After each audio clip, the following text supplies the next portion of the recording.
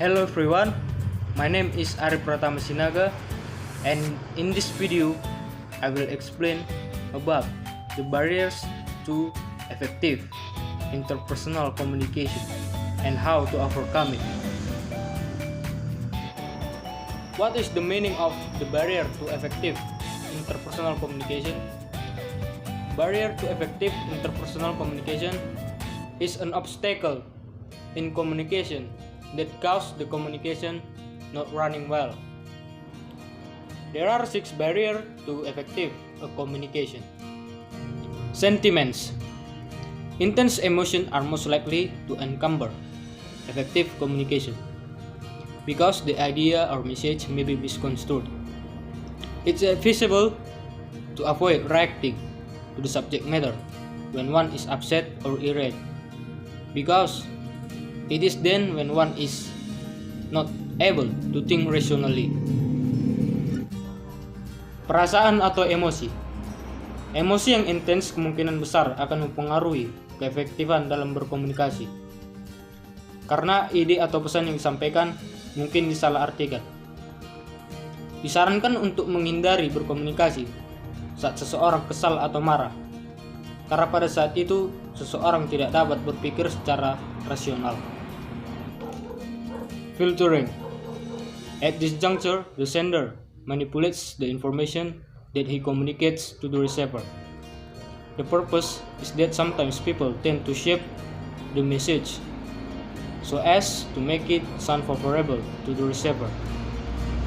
Shifting information may deceive the receiver into thinking into something favorable, and the disappointment may be upsetting if it's found out the information has been shifting.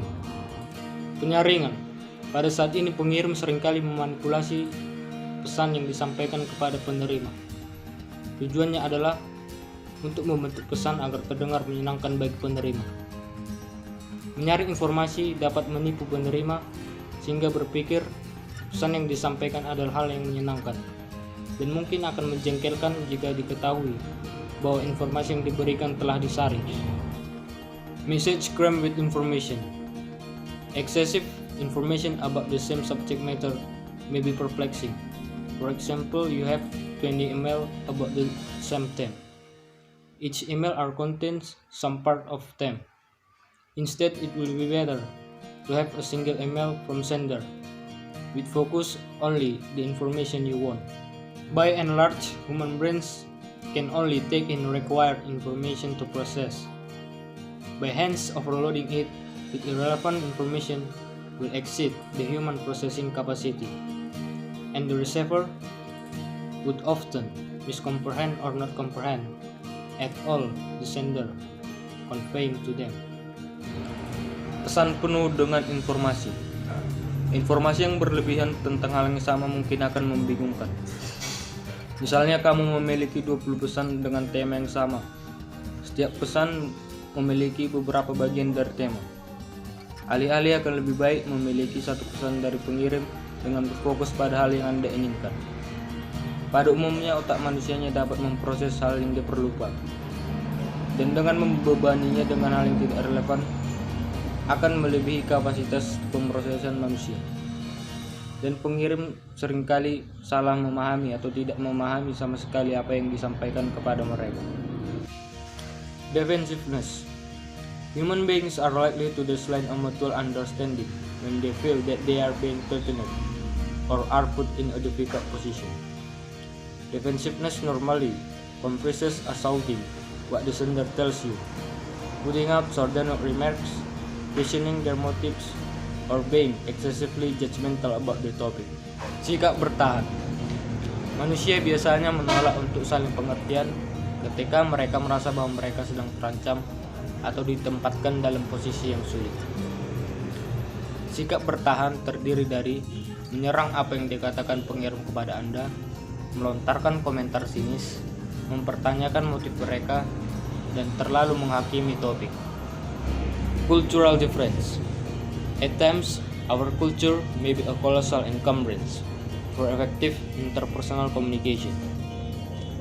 When two people with different culture communicate, They often do not comprehend each other's culture and might misinterpret the true meaning of what they are trying to convey each other through such a sense. Perbedaan budaya. Budaya kita kadang-kadang menjadi penghalang terbesar untuk keefektifan berkomunikasi. Ketika dua orang dengan budaya yang berbeda saling berkomunikasi, mereka seringkali tidak memahami budaya satu sama lain dan mungkin salah menafsirkan arti dari apa yang sebenarnya ingin disampaikan kepada mereka. Argot. Not at all sundry understand each other argot or jargon words. Argot is best avoided when talking to someone who one is not familiar personally or within in one's organization. Dialek. Tidak semua orang mengerti dengan dialek satu sama lain. Dialek sebaiknya dihindari ketika berbicara dengan seseorang yang tidak dikenal secara pribadi atau dalam organisasinya. How to overcoming the barrier to effectual interpersonal communication. 1. Simplify your language. By structuring your language to clear complicated sentences, the receiver will be able to effortlessly understand what the sender is saying to them. 2. Control emotion. Constrain emotions at time of discussing a certain sensitive issue. Articulating in neutral manners allows mutual understanding to take place, and for both sender and receiver to communicate rationally. 3. Listen ardently. Often, when the sender says something, the receiver normally hears, but does not listen. Place yourself on the sender's position and try comprehend exactly what the sender try to convey. So, putting the receiver on the sender's position make understanding much easier. 4. Use feedback. This is done by the sender as a symbol of communication by using closed-ended question such as, "Did you understand what I have just said?" Or, "Is what I said clear to you?" Or, using an open-ended question to help the receiver recapitulate the message. This results in the sender knowing that the receiver has been completely recognized what is being communicated.